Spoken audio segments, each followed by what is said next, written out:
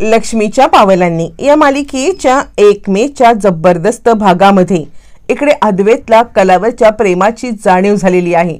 आपण खरेशिवाय राहू शकत नाही आणि आपलं खरेवरती नितांत प्रेम आहे या गोष्टीची जाणीव ज्या वेळेला अद्वैतला झाली तेव्हा जग त्याच्यासाठी पूर्णपणे बदललेलं आहे। आणि इकडे कला आता अद्वैतला जरी माफ करू शकत नसली तरी आता तिचं चांदेकरांच्या ऑफिसमधलं जे डिझायनरची पोस्ट आहे त्या पोस्टवरती रुजू होणार आहे। आणि घरात जरी कला नसली तरी ऑफिसमध्ये कला आणि अद्वैत यांना भेटल्यावरती एकमेकांच्या बद्दलच्या फिलिंग काय वाटणार सगळं पाहूया। नियती या दोघांना कशी जवळ आणणार जबरदस्त एपिसोड आहे।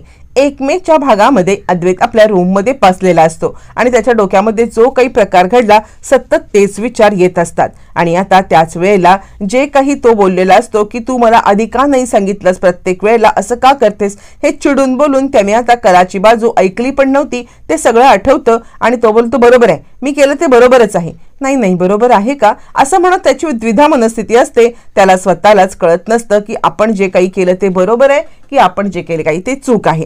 तितक्यात तिथे रजनी येते। रजनी आल्यावरती ती आता काही अद्वैतला सांगणार पण तितक्यात तो म्हणतो खरे तुला सांगितलंय ना की निघ इथून, सारखं इरिटेट मला करू नकोस म्हणून। यावरती रजनी म्हणते अरे अद्वैत असं काय करतोयस, खरे नाही रजनी काकी आहे रजनी काकी। आणि अद्वैत थोडासा ओशाळतो। तीच गत आता कलाची असते। ज्या वेळेला कला आता इकडे आतमध्ये बसलेली असते तिच्या डोक्यामध्ये अद्वैतचा विचार काही जात नसतो। तितक्यात तिथे संगीता येते आणि तिला काहीतरी बोलणार पण तेवढ्यात कला ओरडते चांदेकर काय आहे तुझं असं म्हटल्यावर ती संगीता म्हणते चांदेकर कोण चांदेकर, अगं तुझी आई आहे आई असं म्हणत संगीता तिची थट्टा मस्करी करायला लागते। बरं आता हे सगळं चालू असताना इकडे रजनी सांगते अरे असं होतं म्हणजे कसं आहे ना, तुला असं वाटतंय की तू एक बिझनेसमॅन आहेस, तू एक भाऊ आहेस, तू एक मुलगा आहेस, तू एक परफेक्शनिस्ट आहेस, पण तसं असल्यास बरोबर तू एक माणूस सुद्धा आहे ना। माणसाला माणसाची सवय होते।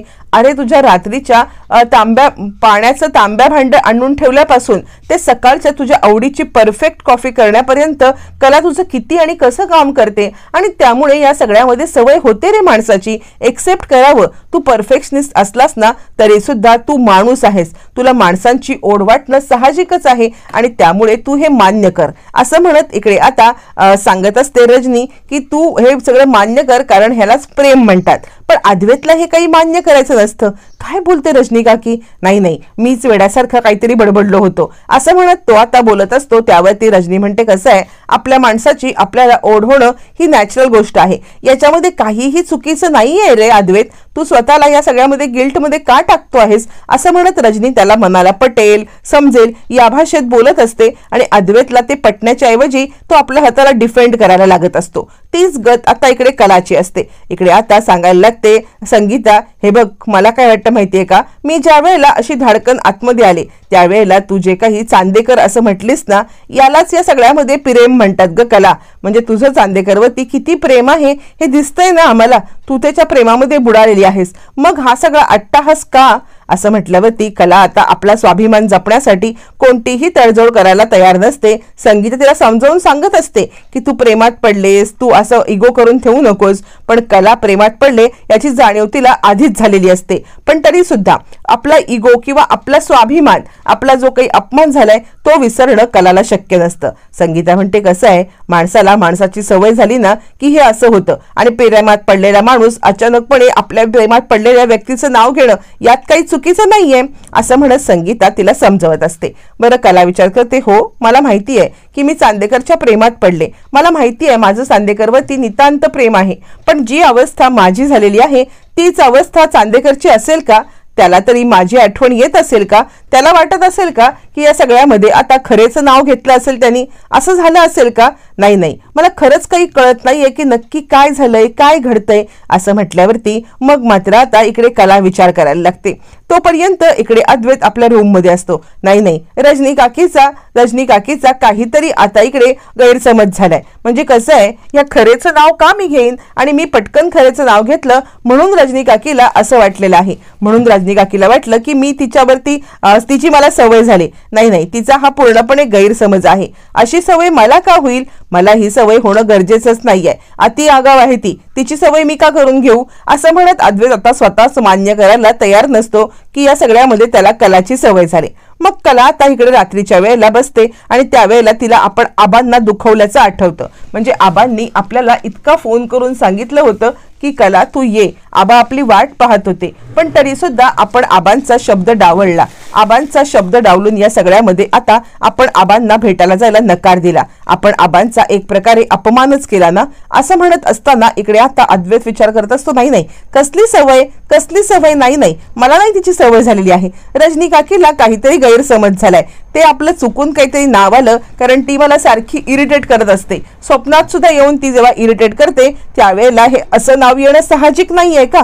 असं नाव येणं साहजिकच आहे आणि त्यामुळे हे असं नाव आलंय, बाकी काहीच नाहीये. इकडे तोपर्यंत कला आता विचार करत असते की माझ्याकडून थोडीफार चूकच झाली का आणि चांदेकरला माझी आठवण येत असेल का? दोघंही एकमेकांच्या आठवणीमध्ये रममाण होत असतात, पण मान्य करायला मात्र कोणीही तयार नसतं. बरं, हे सगळं चालू असताना इकडे आता दुसऱ्या दिवशी आबा आपल्या कुलदैवतेची जी टाक असतात त्या टाकांच्या इथे येऊन नमस्कार करत असतात. देव्हाऱ्यात येऊन ज्या वेळेला ते नमस्कार करतात ते सांगतात, तुझ्या पावलांनी आलेली माझी मोठी सून या घरामध्ये नाहीये. मला सगळं रित वाटतं रे. म्हणजे तुझ्या पावलांनी आलेली लक्ष्मी आई, तुझ्या पावलांनी आलेली माझी जर का सून या घरात असती ना तर माझंच घर भरल्यासारखं वाटलं असतं. माझ्या घराला या सगळ्यामध्ये एक अर्थ लाभला असता. पण हे सगळं जे काही घडतंय ना त्यामुळे मला असं वाटतंय की काहीतरी चांगलं ह्याच्यातनं घडू दे. कला आणि अद्वैत या सगळ्यामधून वाईटातून चांगलं घडून आता नक्कीच एकत्र येतील असं मला वाटते आणि या सगळ्यामध्ये तू माझी मदत करशील असं वाटते. तोपर्यंत आता इकडे आबा भाऊक झालेले बघून रजनी येते आणि आबा तुम्ही खूप अस्वस्थ दिसताय, काही झालंय का? यावरती आबा म्हणतात, अगं काय व्हायला पाहिजे, घरामध्ये जे काही वातावरण चाललंय ना त्यामुळे मन खूप अस्वस्थ होतंय ग. मला या सगळ्यामध्ये खूप खूप त्रास होतोय. म्हणजे कसं आहे, अद्वैत आणि कला हे दोघं जणांना एकमेकांच्या बाबतीत जे वागतायत ना त्यावरती मग आता रजनी सांगते, आबा तुम्हाला माहिती आहे का, तुमच्यासाठी एक आनंदाची गोष्ट आहे. म्हणजे आता अद्वैतला कलाशिवाय जमत नाहीये बरं का. यावरती आबा म्हणतात, काय काय झालं काय? यावरती मग आता सांगायला लागते रजनी, आबा मी त्याच्या रूम मध्ये गेले होते ना, ज्या वेळेला मी त्याच्या रूम मध्ये गेले त्याच वेळेला अहो तो काय म्हणजे त्याचं काय म्हणायचं मला कळतच नाहीये. या सगळ्यामध्ये तो ना खरे असं जोरात ओरडला. मग मी ज्या वेळेला त्याला आता म्हटले ना की म्हणजे अद्वैत तुला आता प्रेमात पडलायस, मानायला तयार नाहीये तो, त्याला कलाची सवय झाले, मानायला तयार नाहीये तो आबा. असं म्हटल्यावरती आबा म्हणतात, खरंच काय करत नाहीये पोराचं, म्हणजे त्याला सुद्धा त्रास होतो हे दिसतंय, पण बरं झालं तू हे सांगितलंस तर. म्हणजे मनातून कुठेतरी त्याला कलाची सवय झाली ही गोष्ट आपल्याला समजते, पण तो मान्य करत नाहीये. ठीक आहे, एक दिवस असा येईल की तो नक्कीच मान्य करेल की त्याला कलाची सवय झालेली आहे ते. असं म्हणत आबा आणि रजनी यांना खूप मोठा क्लू सापडलेला असतो आणि आबा भलतेच खुश होतात, कारण अद्वैतला कुठेतरी कलाची सवय झाली, भले त्याने ते मान्य करू दे किंवा नको करू दे, पण सवय झाले ही गोष्ट मात्र खरी आहे आणि या गोष्टीमुळे दोघं एकत्र येण्यामध्ये कोणताही आता अडथळा येणार नाही असं आता त्यांना वाटतं आणि आबा भलतेच खुश होतात. इकडे तोपर्यंत मोठ्या फुशारक्या मारत नैना आता सांगत असते, मॉमिनला आता तुम्हाला समजतंय ना की तुमचा मुलगा किती कॅपेबल आहे ते. खरं सांगू तर मला राहुलवरती खूप खूप खूप अभिमान वाटतोय. बघितलं ना कसं काम फत्ते करून टाकलंय त्याने. यावरती मग आता इकडे चिडलेली रोहिणी म्हणाला, ते बाद झालं हा, नवऱ्याचं कौतुक बाद झालं. अगं एक डोस दिलाय, फक्त एक डोस दिलाय म्हणून बाकी काही होत नाहीये, पूर्ण सगळं द्यायचं आहे. यावरती नैना म्हणते, हो राहुल हे काम अगदी अचूकरित्या करेल. काहीही झालं तरी सुद्धा राहुल एकदम, मला आता वाटत होतं की राहुल हे काम करेल नाही करेल, पण एकदम मस्तपणे राहुलने हे काम केलंय. यावरती रोहिणी म्हणते, बाद झालं हा, इतकं हवेत उडण्याची काही गरज नाहीये. एक डोस झाला म्हणून काही लगेच तुम्ही तुमचे हात आकाशाला नाही टेकलेले आहेत. आता खरं आपल्याला प्लॅन करायचा आहे. आणि नाही ना, तू काय फक्त तुझ्या नवऱ्याची तारीफ करत बसणार का? तू काही करणार आहेस की नाही? नाही ना सांगते, हो मी पण करणार आहे ना, सांगा ना मी काय करायचं आहे ते. यावरती रोहिणी सांगते, हो ते पण मीच सांगायचं नाही का. हे बघ नाही ना, तुला आता जास्तीत जास्त वेळ किचन मध्ये काढायला पाहिजे. तशी ही कला या सगळ्यामध्ये इकडे नाहीच आहे. कला काहीही झालं तरी सुद्धा येणार पण परत नाहीये, पण त्यासाठी तुला किचनचा ताबा घ्यायला लागेल आणि किचनचा ताबा घेऊन या सगळ्यामध्ये आता तुला अद्वैतच्या कॉफीमध्ये सतत ते औषध टाकायलाच पाहिजे. काहीही झालं तरी सुद्धा तूच हे सगळं करू शकतेस, कारण या घरामध्ये तू किचन मध्ये जाऊन हे काम करशील तर कुणालाही संशय सुद्धा येणार नाहीये, कळतंय का? असं म्हटल्यावरती मग मात्र या सगळ्यामध्ये आता नैना म्हणते ठीक आहे. राहुल म्हणतो हो, काही काळजी करू नकोस, या वेळेला माझा कोणताही प्लॅन फ्लॉप होणार नाहीये, तू बिलकुल चिंता करू नको असं म्हणत मग मात्र इकडे आता दोघं जण बोलत असतात. त्यावरती इकडे लगेचच रोहिणी म्हणते ठीक आहे, मग काय आहे आपला प्लॅन? यावरती नैना सांगायला लागते प्लॅन इन प्रोग्रेस आहे, आम्ही आता लवकरात लवकर जो काही प्लॅन आहे तो हे करू, म्हणजे तो प्लॅन आम्ही ठरवू आणि तो प्लॅन आम्ही तुम्हाला कळवू. असं म्हटल्यावर ती रोहिणी म्हणते मारा, माझ्या डोक्यातच मारा, आता तुमचं काय चाललंय ना मला खरंच कळत नाहीये. अरे मी आत्ता प्लॅन तुम्हाला सांगितला ना, मी आत्ता सांगितलं ना की नैना तू किचन मध्ये राहशील, तू किचन मध्ये राहून आता अद्वैतला कशा प्रकारे कॉफी मधून ते औषध देता येते ते बघशील, आणि तरी पण तुम्ही सांगताय प्लॅन काय तुम्हाला माहित नाही. किती मूर्ख मुलं आहात तुम्ही. आता खरंच रोहिणीला आपल्या ह्या मूर्ख मुलगा आणि मूर्ख सून यांची कीव करावी की त्यांना ओरडावं हे सुद्धा कळत नसतं, आणि ती सांगत असते प्लॅन सांगितलेला आहे ना त्याच प्लॅन प्रमाणे झालं पाहिजे. नैना म्हणते हो हो हो, तुम्ही काही काळजी करू नका, तुम्ही जो काही प्लॅन सांगितलाय त्याच प्लॅन प्रमाणे सगळं होणार आहे. मी आता जास्तीत जास्त वेळ किचन मध्ये राहणार आणि किचन मध्ये राहून प्रत्येक रोजच्या रोज अद्वैतच्या कॉफी मध्ये मी आता औषध टाकणार. यावरती मग आता सांगायला लागतो, इकडे लगेचच सांगायला लागतो राहुल कसं आहे ते औषध आहे ना एकदम टेस्टलेस आणि आता कलरलेस आहे, त्यामुळे कुणालाच काही कळेल असं मला वाटत नाहीये. नैना म्हणते हो मी हे काम बरोबर करणार. त्यावरती रोहिणी म्हणते नक्की करणार ना हे काम? यावरती नैना म्हणते हो हो, तुम्ही काही काळजीच करू नका, मी हे काम 100% करणार म्हणजे करणार. असं आता तिघांचं प्लॅनिंग ठरतं की रोज थोडं औषध त्या अद्वैतच्या ह्याच्यात टाकायचं आणि त्याला भासाच्या ह्याच्यामध्ये गुंगवून टाकायचं की तो कोणत्याही लायकीचा राहिला नाही पाहिजे किंवा काहीही करण्याच्या लायकीचा नाही राहिला पाहिजे. तिघांचा प्लॅन ठरतो आणि त्यावेळेला रोहिणी विचार करते काय मूर्ख माणसं माझ्या नशिबाला आलेत ना, खरंच आत्ता प्लॅन सांगितलं तरी प्लॅनिंग प्रोग्रेस म्हणतीये, असली ही मूर्ख मुलगी. कला आपल्या घरामध्ये भाजी आता साफ करत बसलेली असते, पण तिच्या डोक्यातून कालचा प्रसंग जात नसतो आणि तिला फक्त आबांना आपण दुखावलं किंवा आपण आबांचं म्हणणं न ऐकता तडक तसंच हे केलं ह्याचं दुःख जास्त होत असतं, आणि त्यामुळे मग आता ती विचार करते नाही काल मी आबांना अपमान केला, न जाऊन मी आबांचा अपमान केलेला आहे, मला असं वाटतंय की मला आबांची माफी मागितली पाहिजे. असं म्हणत मग आता कला इकडे आबांना फोन करते. ज्या वेळेला कला आबांना फोन करते आबा फोन घेतात आणि कला म्हणते आजोबा खरंच मला माफ करा, काल तुम्ही मला इतकं बोलत होतात की ये म्हणून मी आले नाही आणि तुमच्या सोबत आता मी चुकीचं वागले, म्हणजे तुमचा मी अपमान केला असं मला वाटतंय. यावरती आबा म्हणतात अगं अपमान? कसला अपमान? काय बोलतेस तू? मला वाटलं की आत्ता तू फोन केलेला आहेस तो पण हे सांगायला की आबा मी घरी येते म्हणून, असं मला वाटलं, आणि अपमानाचं काय घेऊन बसलीस? तू इकडे आली नाहीस हा मला माझा अपमान कधीच वाटणार नाहीये. तू तुझा स्वाभिमान जपतेस ना पोरी, तो माझा अपमान कसा होऊ शकतो? मला फक्त या सगळ्यामध्ये इतकंच वाटतं की तुम्ही दोघांनी एकत्र यावं. यावरती कला म्हणते आबा तुम्हाला वाटतं, पण चांदेकरला तसं अजिबात वाटतच नाहीये. चांदेकरला वाटतच नाही की या सगळ्यामध्ये आता आम्ही दोघांनी एकत्रित यावं म्हणून. असं म्हटल्यावरती आबा म्हणतात तुला माहितीये खूप मोठी गोष्ट घडलेली आहे. यावरती मग आता सांगायला लागते इकडे कला काय झालं आबा? त्यावरती कला आबा सांगतात अगं तुला असं वाटतंय की त्याला तुझी सवय नाहीये, आठवण येत नाहीये, काय गोष्टी घडल्यात तुला माहिती तरी आहे का?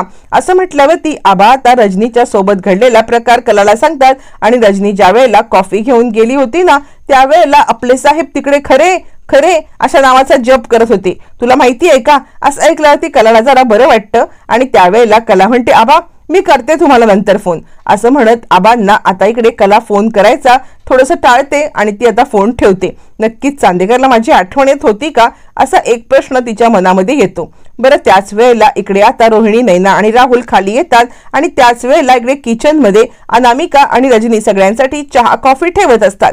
तोपर्यंत इकडे आता दोघी जणी आल्यावरती रोहिणी सांगायला लागते अगं नैना नवीन सून चहा पाणी सगळं बघते आणि तू काय करणार? जा तू किचन मध्ये त्या दोघींना मदत कर जा. यावरती नैना म्हणते हो अनामिका राहू दे, आज तुझा पहिलाच दिवस आहे ना, तू एक काम कर बरं, तू या सगळ्यामध्ये आता मी तुला मदत करू लागते, म्हणजे आता चहा कॉफीचं सगळं माझ्यावरती सोड, मी सगळ्यांना चहा कॉफी देते आणि आता मीच हे करते. असं म्हणत मुद्दामच नैना तिकडे हे करण्यासाठी सामील झालेली असते, कारण तिला या सगळ्यामध्ये काम करायचं असतं. ते अद्वैतच्या कॉफीमध्ये ती गोळी टाकणं हे महत्वाचं असतं आणि ते करण्यासाठी ती किचनमध्ये येते खरी, पण ती ज्या वेळेला किचनमध्ये येते त्याच वेळेला इकडे आता दोघी जणी बाजूला असल्यामुळे तिला अद्वैतच्या कॉफीमध्ये काही टाकता येत नाहीये आणि ती विचार करते काय करू, या दोघी सतत आजूबाजूला राहिल्या तर मी कशा पद्धतीने आता कॉफी थे टाकू. त्यामुळे ती काही जणांचा चहा करते.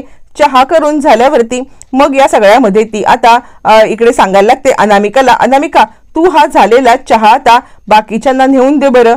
चहा नेऊन दिलास ना की मग तोपर्यंत मी पोह्यांची तयारी करते. असं म्हणत ती आता तिला बाहेर काढते. मग ती रजनीला या पोह्यांसाठी काय तयारी पाहिजे याच्याबद्दल सांगते आणि बरोबर त्या दोघींना किचनच्या बाहेर काढते, जेणेकरून हिला आता ताबडतोब त्या कॉफीमध्ये औषध टाकता येईल आणि अद्वैतचा स्मृतिभ्रंश करता येईल. हे सगळं चालू असताना इकडे नयनाकडे रोहिणी पाहत असते आणि हे तरी काम ही नीट करणार का असं तिच्या मनामध्ये विचार येत असतो. बरं, हे सगळं चालू असतामध्ये नयना बरोबर शिताफीने अद्वैतच्या कॉफीमध्ये आता बरोबर तिने हे टाकलेलं असतं. अद्वैतच्या कॉफीमध्ये टाकण्यामध्ये यशस्वी झाल्यावरती मग मात्र आता नयना विचार करते झालं इतकं सगळं झालं की आता ताबडतोब अद्वैतला ही कॉफी देणं महत्वाचं आहे. त्याने ही कॉफी प्यायली की माझं काम फत्ते झालं असं म्हणत नयना आता कॉफीमध्ये बरोबर ती गोळी टाकते आणि आता ते अद्वैतकडे नेऊन देण्यासाठी एवढंच काम बाकी असतं, बाकीचं काम फत्ते झालेलं असतं. हे सगळं झाल्यावरती मग आता इकडे रोहिणीकडे ती थम्सअप करून दाखवते आणि रोहिणीला थम्सअप करून ती सांगायला लागते की आपलं काम झालेलं आहे. अद्वैतच्या कॉफीमध्ये आता तिने ते गुंगीचं औषध म्हणण्यापेक्षा त्याला भास होण्याचं औषध टाकलेलं असतं. इकडे तोपर्यंत ज्या वेळेला दिनकर जायला निघतो मिसळीच्या स्टॉलवरती त्यावेळेला कला त्याला थांबवते. बाबा मी सुद्धा आजपासून मिसळीच्या स्टॉलवरती येते आहे आणि तसंही माझा आता मूर्त्यांचा बिझनेस पण सुरू करते. आपल्याला चांदेकरांचे मी घर सोडलं असलं तरी त्यांचे जे काही पैसे आहेत हे पैसे द्यायला पाहिजेत ना आणि ते पैसे देण्यासाठी आता मला काम करायला पाहिजे. संगीता म्हणते आली मोठी शाणी, अगं ते काम करण्याच्या आधी जे काम तू आधी करतेस ते कर. यावरती कला म्हणते म्हणजे काय. संगीता सांगते अगं तू चांदेकरांची डिझायनर आहेस ना, मग ते काम कोण करणार आहे. डिझायनरचं काम आधी कर, ती नोकरी घेतेस ना, तो पगार घेतेस ना, मग ते काम तुला आधी करायला पाहिजे आणि तेच काम तू पहिले आधी कर असं म्हणत ती आता कलाला ओरडते आणि यावरती दिनकर म्हणतो हो कले मला पण हे म्हणणं पटले, अगं त्यांची डिझायनर आहेस ना, जा ऑफिसला. यावरती कला म्हणते ऑफिसला कशी जाऊ. संगीता म्हणते इथून थेट निघायचं, डावीकडे वळायचं असं म्हणत ती ऍड्रेस सांगते. यावरती कला आता विचार करते शी बाबा मी या सगळ्यामध्ये आता तिकडे जाऊन सुद्धा आता ते चांदेकरचंच तोंड बघायचंय की काय असं म्हणत कला थोडीशी चिडचिड करायला लागते आणि त्यानंतर मग आता इकडे कला विचार करते की मला तर जायलाच पाहिजे ऑफिसला. इकडे तोपर्यंत अद्वैत तयार होतो आणि कपाटाला असलेली टिकली काढतो आणि खरे म्हणूनच मला तुझा राग येतो. यावरती कला म्हणते असं काय करतोयस, अरे ही टिकली बायका कपाटालाच लावतात जेणेकरून त्यांना ती पटकन भेटते असं म्हणत दोघांच्यात भांडणं सुरू होतात. पण थोड्याच वेळात अद्वैतला लक्षात येतं की आपण कुणासोबत भांडतोय, बाजूला तर कोणीच नाहीये. खरंच कलाचा हा इतका मोठा भास आपल्याला झालेला आहे का हा प्रश्न त्याला सतावत असतो.